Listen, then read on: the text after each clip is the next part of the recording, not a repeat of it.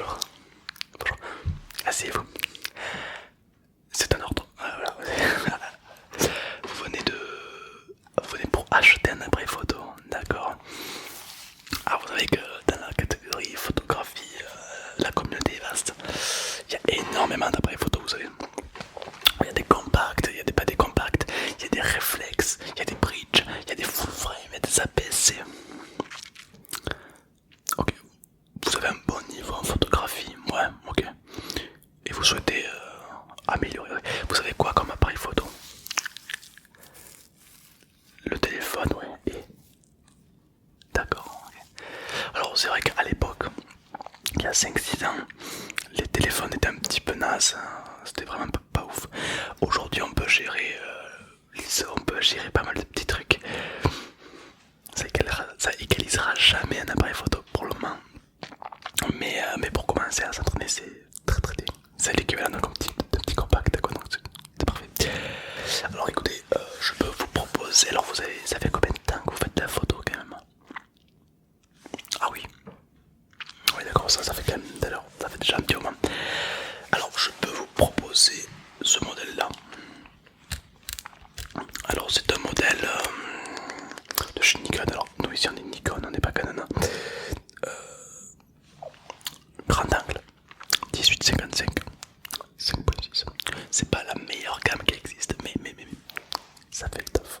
Avec ça vous pouvez être surpris des magnifiques et belles photos que vous pouvez faire. Vous savez, souvent on a un superbe paysage magnifique et quand on le prend en photo, ben ça rend pas pareil. Quand on le prend en photo, on se dit, on n'a pas la conscience que c'est aussi beau en vrai.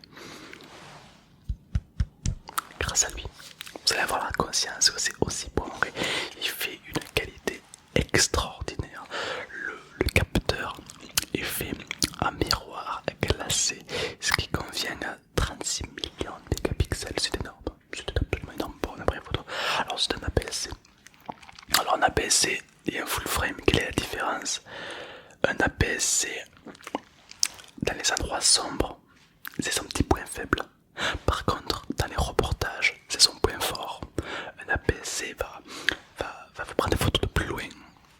Alors qu'un full frame, lui, dans les endroits sombres, il va mettre beaucoup de lumière. Mais les photos de loin, il aura un peu plus de mal. Donc, voilà pour la technique de l'APS-C. Alors, il se vend avec ou sans son boîtier. Alors, qu'est-ce qui vous intéresserait? Que le boîtier, que l'objectif?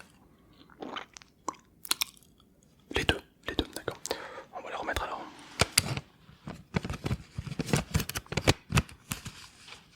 Tac, le petit bruit qui fait plaisir. Alors, nous vendons que des produits neufs, d'accord? Et boîtier, objectif et évidemment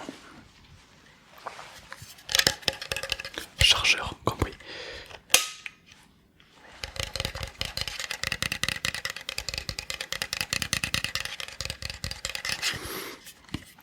On va aussi les chargeurs évidemment parce que sinon vous n'allez pas faire long feu, hein, c'est un chargeur.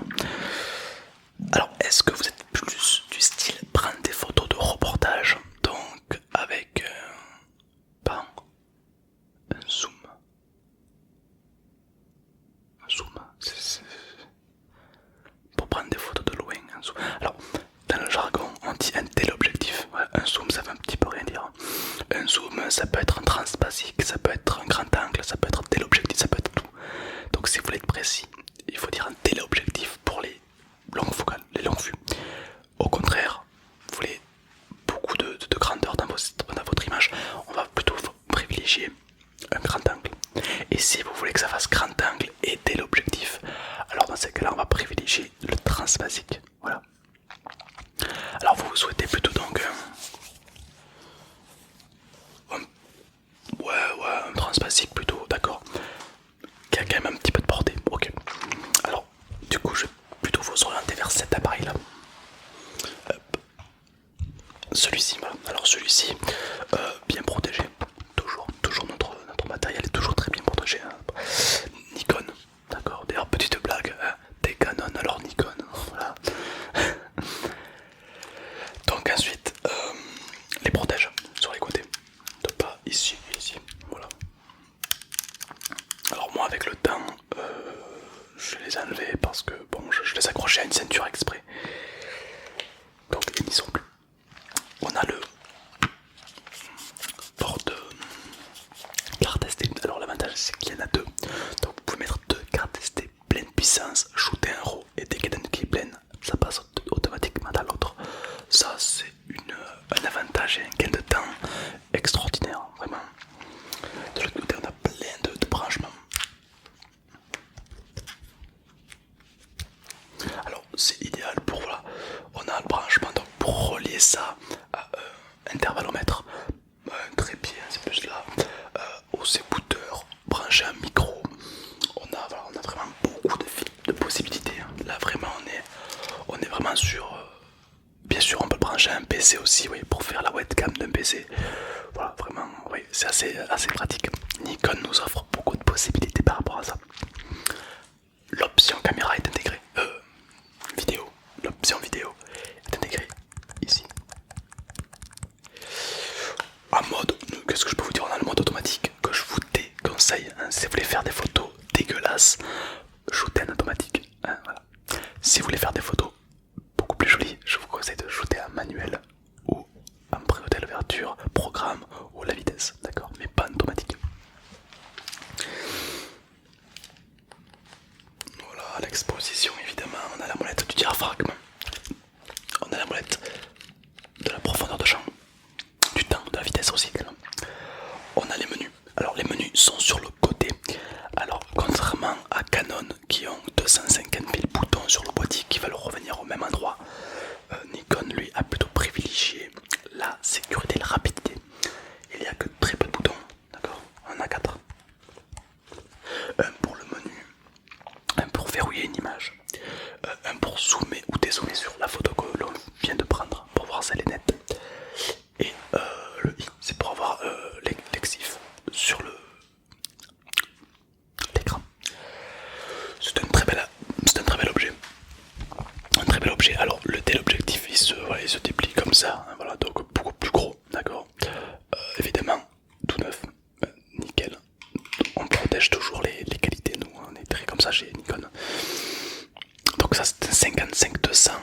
Ouais, c'est un 55-200, toujours 5.6, hein, parce que quand vous voulez arriver sur du 1.8, là on touche à une qualité beaucoup plus pointilleuse.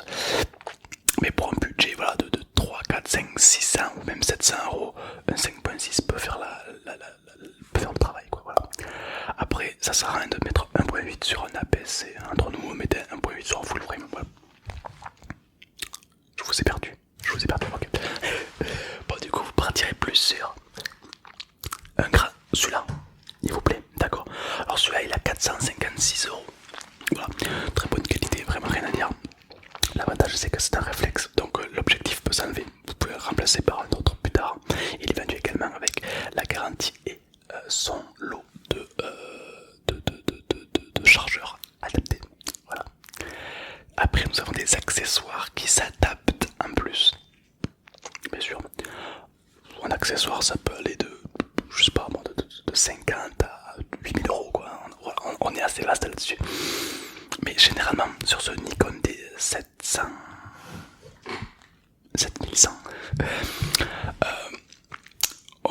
on préconise deux objets qui vont toujours avec. Généralement ça va bien ensemble. Est-ce que ça vous intéresse? Est-ce que vous voulez que je vous montre ces objets? Ouais. Ok, super, alors on est parti. Donc le premier objet, on a une lampe frontale. Alors c'est une lampe qui vient se fixer sur le boîtier. Donc ici, comme ceci.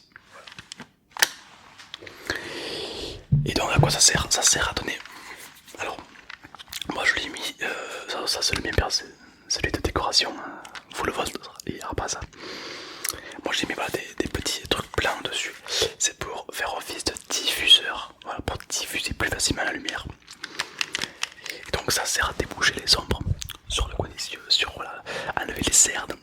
Ça sert aussi à faire ressortir les yeux et également à donner beaucoup plus de brillance dans les yeux de votre sujet. Donc là on est vraiment sur la qualité. Évidemment vous pouvez régler le volume.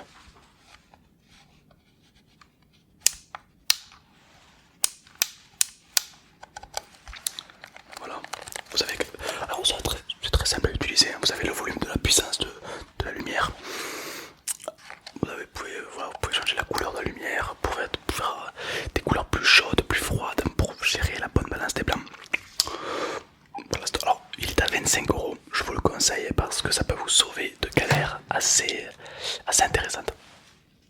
Voilà. Le deuxième objet que je peux... Ça vous intéresse? Ouais, ah bah super, bah écoutez. Alors du coup le deuxième objet, alors là on est sur quelque chose de un peu plus cher, mais la qualité est présente. Voilà, la qualité elle est là. Vous m'avez dit que vous aimeriez avoir un grand angle.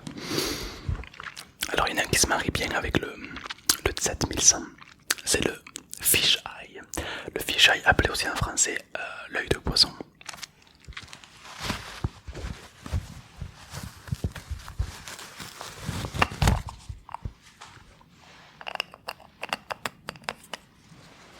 Rendez-moi cet objectif. Comme il est extrêmement ondulé, comme l'écran est extrêmement ondulé, c'est vraiment très curieux, n'est-ce pas? Alors ça prend des photos à 180 degrés, donc ça prend vraiment, c'est vraiment énorme. Par contre la bague est manuelle, d'accord? C'est pas un automatique, d'accord? Parce que là du coup le prix serait 100 fois plus élevé. Pour 150 euros, vous avez celui-ci. Voilà, donc là vous pouvez, là vous réglez votre hyperfocale. Alors qu'on n'est pas habitué, c'est vrai qu'au début on n'est pas habitué, et du coup ça fait un petit peu curieux de toucher cet objectif.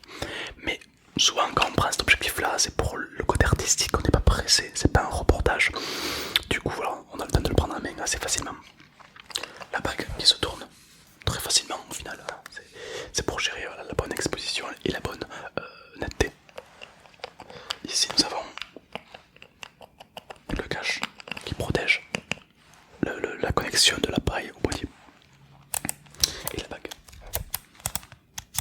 Voilà. Donc c'est un objectif qui plaît beaucoup au final. Parce que cet objectif là, il a tendance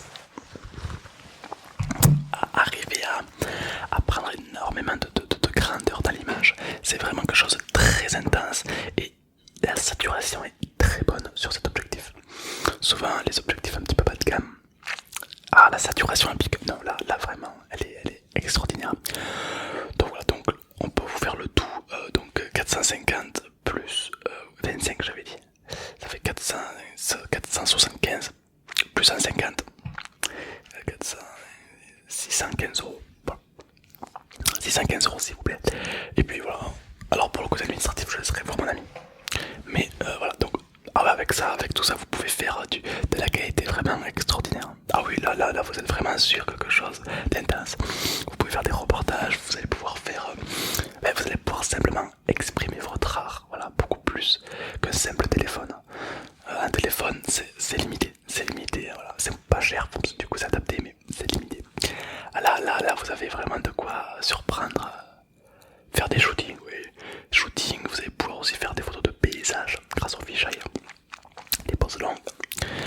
Je vous conseille un trépied, d'accord? Là aujourd'hui on n'en vend pas, mais je vous conseille quand même un trépied.